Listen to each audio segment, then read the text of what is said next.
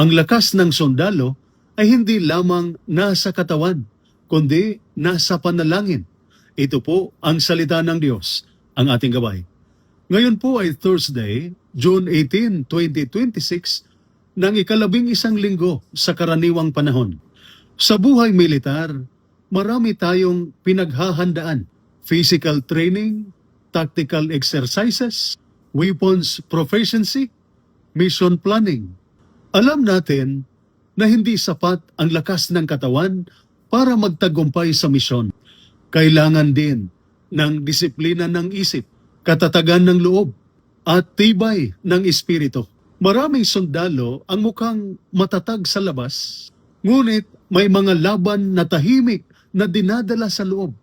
Problema sa pamilya, problema sa pinansyal, pag-alala sa mga anak, kalungkutan dahil malayo sa mahal sa buhay, stress sa trabaho at misyon.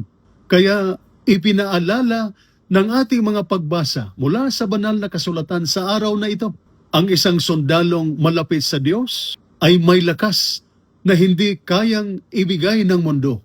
Sa unang pagbasa mula sa aklat ni Sirach, chapter 48, verses 1 to 14, pinupuri si Propeta Elias. Si Elias ay parang isang sundalo ng Diyos. Matapang siyang humarap sa mga hari, hindi siya natakot sa mga banta, nanindigan siya para sa katotohanan. Ngunit ang kanyang lakas ay hindi galing sa armas, hindi rin galing sa kanyang sariling kakayahan. Ang kanyang lakas ay galing sa kanyang malalim na relasyon sa Diyos. Kaya nagawa niya ang mga bagay na hindi kayang gawin ng ordinaryong tao. Mga kapatid, marami tayong pagsasanay upang mapalakas ang ating katawan. Ngunit, papaano natin pinapalakas ang ating espiritu? Dahil ang sundalong may malakas na katawan, ngunit mahina ang espiritu, ay madaling mawalan ng direksyon. Sa ating ebanghelyo, mula sa ebanghelyo ni San Mateo, chapter 6, verses 7 to 15, tinuruan ni Jesus ang kanyang mga alagad kung paano manalangin.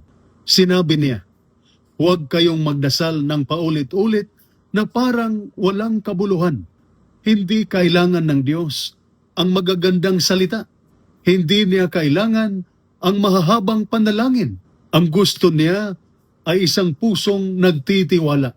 Pagkatapos ay itinuro ni Jesus ang panalangin, "Ama namin." Napakaganda ng unang salita, Ama. Hindi commander, hindi judge, hindi stranger, kundi Ama. Ipinapaalala ni Jesus na kahit gaano kahirap ang ating misyon, mayroon tayong Ama sa langit na nagmamalasakit sa atin. Alam niya ang ating mga pangangailangan, alam niya ang ating mga takot, alam niya ang ating mga sugat. Sa panalangin ding ito, sinabi ni Jesus, "Patawarin mo kami tulad ng pagpapatawad namin sa iba."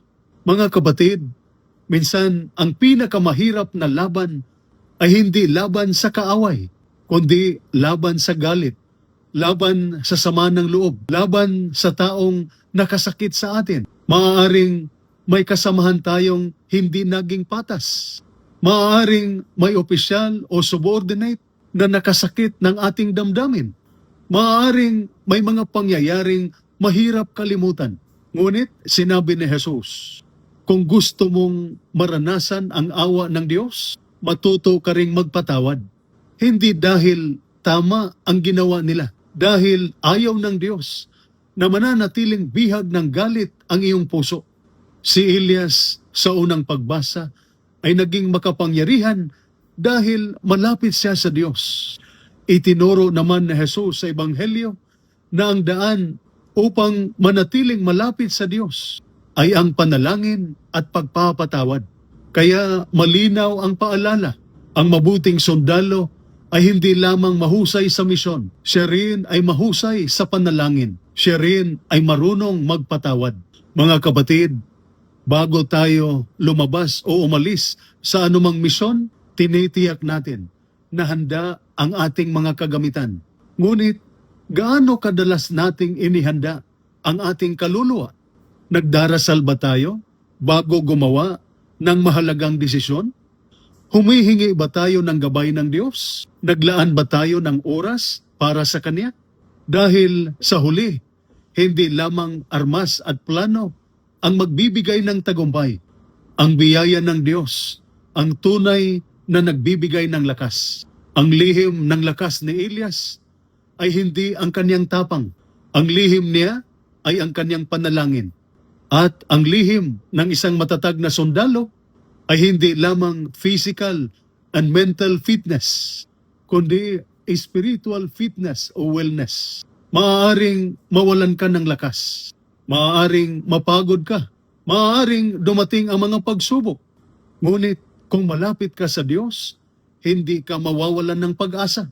Dahil ang sundalong marunong manalangin ay hindi kailanman lumalaban ng mag-isa. Lagi niyang kasama ang Diyos. Kaya gaano kalakas ang aking buhay pananalangin? May galit ba akong kailangang bitawan? Mas inaalagaan ko ba ang aking katawan kaysa aking kaluluwa? Tandaan, ang armas ay mahalaga sa misyon. Ngunit ang panalangin ay mahalaga sa buhay. Ang disiplina ay mahalaga sa sundalo.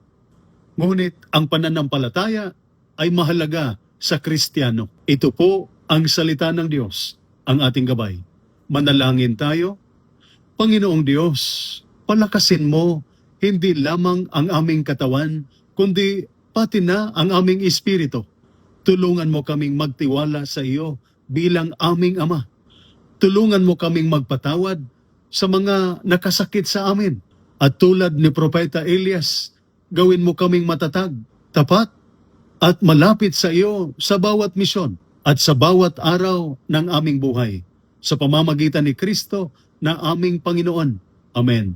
At sumainyo at sa inyong pamilya ang pagpapala na makapangyarihang Diyos, Ama, Anak, at Espiritu Santo.